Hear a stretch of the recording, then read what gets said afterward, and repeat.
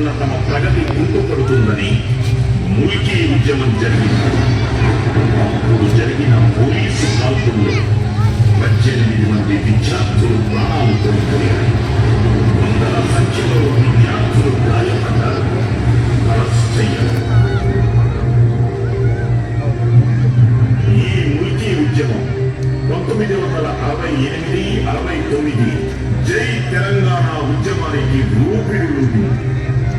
1956లో జరిగిన పెద్ద మనుషుల ఒప్పందాన్ని ప్రభుత్వం బేఖాతరు చేయడానికి వ్యతిరేకంగా ప్రత్యేక రాష్ట్రం మాత్రమే తెలంగాణ ప్రాంత ప్రజలకు న్యాయం చేస్తుందని విద్యార్థులంతా పోరాటం చేశారు.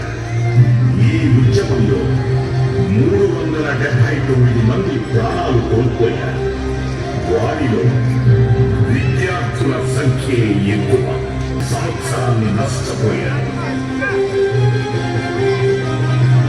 ప్రత్యేక తెలంగాణ రాష్ట్ర సాధనకై మలిదశ ఉద్యమం 2001లో ప్రారంభమై 2009 నుండి 2014 జూన్ 2 వరకు ఉద్భుతంగా కొనసాగింది. తెలంగాణ ప్రజలు ఉస్మానియా యూనివర్సిటీ విద్యార్థులతో కలిసి నడుము బిగించారు. అందుకు ఆర్ట్స్ కళాశాల వేదికగా మారింది. దాదాపు 6 సంవత్సరాలు తీవ్రంగా ఉద్యమించి ఎలాంటి హింసకు తావివ్వకుండా రాజకీయ పార్టీలకు అతీతంగా విద్యార్థులు ఉద్యమాన్ని కొనసాగించారు. కొంతమంది విద్యార్థులు దురదృష్టవశాత్తు ఆత్మ బలిదానాలు చేసుకున్నారు.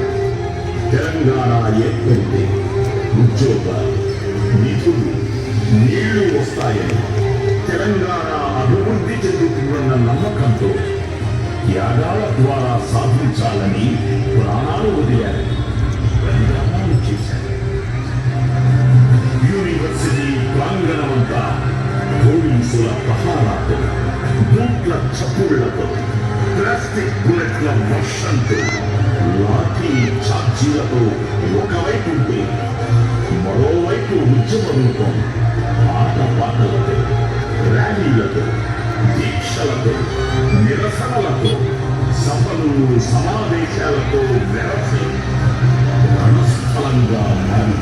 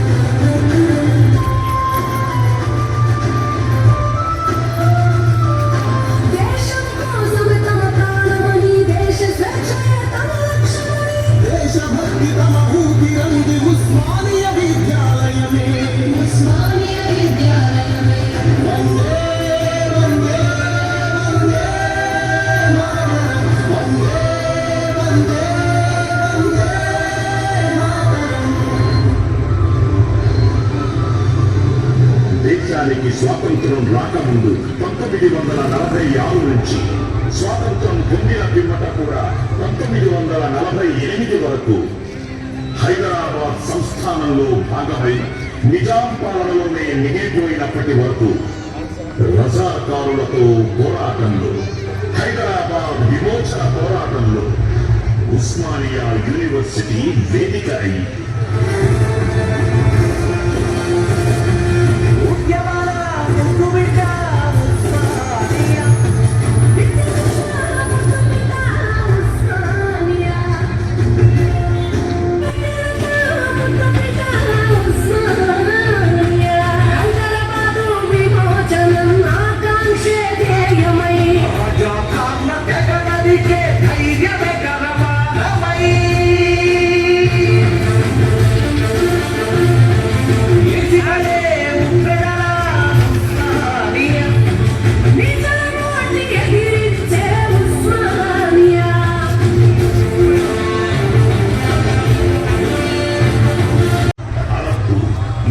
మరియు గోతిక్ శైలుల వాస్తుశిల్పం కలిసి ఉంది. ఈ కట్టడం తన గొప్పతనాన్ని చాటుతూ 100 ఏళ్ల ఉస్మానియా యూనివర్సిటీ కేంద్రంగా ఉంది. ఆర్ట్స్ కాలేజ్ 2 అంతస్తుల భవనం. దీని వైశాల్యం 2.5 లక్షల చదరపు అడుగు. దగ్గరలోని రాతి గనుల నుంచి తీయబడిన గులాబీ రంగు ఛాయతో కూడిన గ్రానైట్ తో చెక్కబడి నిర్మితమైనది. పింక్ గ్రానైట్ ని తొలిచి వాటిని అందంగా రూపుదిద్దడంలో పాలు పంచుకున్న శిల్పులను తంజావూరు, తురకపాలెం, కంజీవరం మొదలగు ప్రాంతాల నుండి రప్పించారు.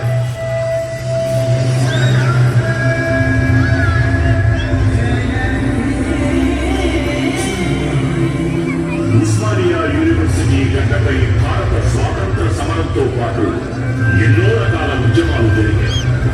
మాడపాటి హనుమంతరావు గారి తెలుగు విద్యార్థులు అటు ప్రభుత్వానికి ఇటు ప్రజలకు మధ్య వారధిగా నిలిచారు. తెలంగాణ ప్రజలకు కావలసిన స్వేచ్ఛ, సమానత్వ సాధనలోను, భారత స్వాతంత్ర పోరాటంలోను ఎన్నో చారిత్రక ఘట్టాలకు ఉస్మానియా విశ్వవిద్యాలయం సాక్షి. స్వాతంత్రోద్యమ సమయంలో నాటి నిజాం వందే మాతరం అన్న పద ఉచ్చారణ యూనివర్సిటీ మరియు హాస్టళ్లలో నిషేధించారు. వ్యతిరేకించిన విద్యార్థుల వందే మాతర ఉద్యమం ఊరేగింపు ఇక్కడి నుంచే ప్రారంభమై సుల్తాన్ బజార్లోని జైన్ మందిర్ వరకు నాటి హైదరాబాద్ పోలీస్ కమిషనర్ కొత్వాల్ రాజా బహదూర్ వెంకట్రామరెడ్డి సహకారంతో సాగింది. ఉద్యమంలో పాల్గొన్న 350 మంది విద్యార్థులను విద్యా సంస్థ రోల్స్ నుంచి తొలగించారు. వారిలో వందే మాతరం రామచంద్రరావు, దివంగత ప్రధాని పివి నరసింహారావు, ఆరుట్ల రామచంద్రారెడ్డి, అచ్యుతరెడ్డి, దేవులపల్లి వెంకటేశ్వరరావు లాంటి ఎందరో ప్రముఖులున్నారు.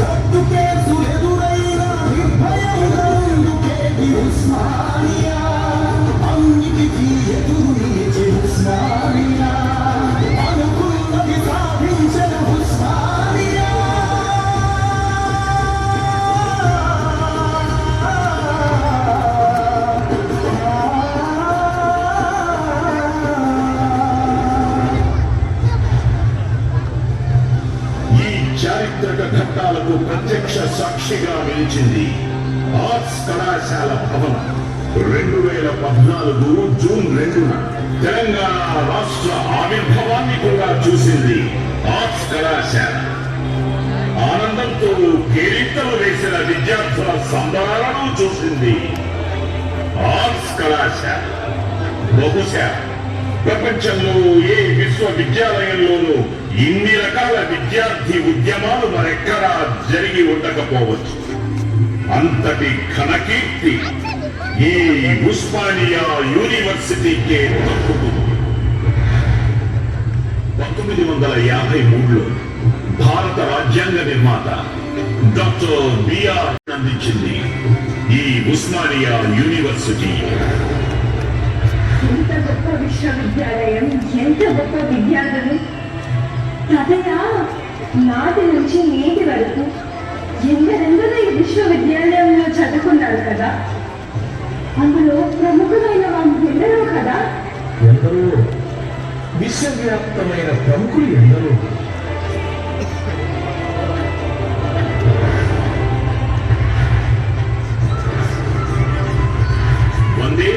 ఉద్యమంలో పాల్గొన్న వందే మాతరం రామచంద్రరావు, భారత మాజీ ప్రధాని పివి నరసింహారావు, ఆర్బీఐ గవర్నర్ గా పనిచేసిన డాక్టర్ యాగా వేణుగోపాల్ రెడ్డి, దూర విద్యా విధానాన్ని అభివృద్ధి చేసిన ప్రొఫెసర్ జి రామరెడ్డి, ప్రఖ్యాత కవి కాళోజీ నారాయణరావు, ప్రముఖ జాతీయ కవి doctor C Narayana Reddy, mechanics లో ఎన్నో ఆవిష్కరణలను అందించిన ప్రముఖ సైంటిస్ట్ డాక్టర్ వికే సారస్వత్, జాతీయ బాలల హక్కుల రక్షణ కమిషన్ అధ్యక్షుడైన శ్రీమతి శాంతా సిన్హా, దేశ స్వతంత్ర పోరాటంలో పాల్గొన్న మగ్దుం మొహియుద్దీన్, బిరుదురాజు రామరాజు, బద్రిరాజు కృష్ణమూర్తి, పద్మశ్రీ రామచంద్రారెడ్డి, భారత ప్రభుత్వ చీఫ్ ఎలక్షన్ కమిషనర్ అయిన ప్రథమ మహిళ శ్రీమతి విఎస్ రమాదేవి,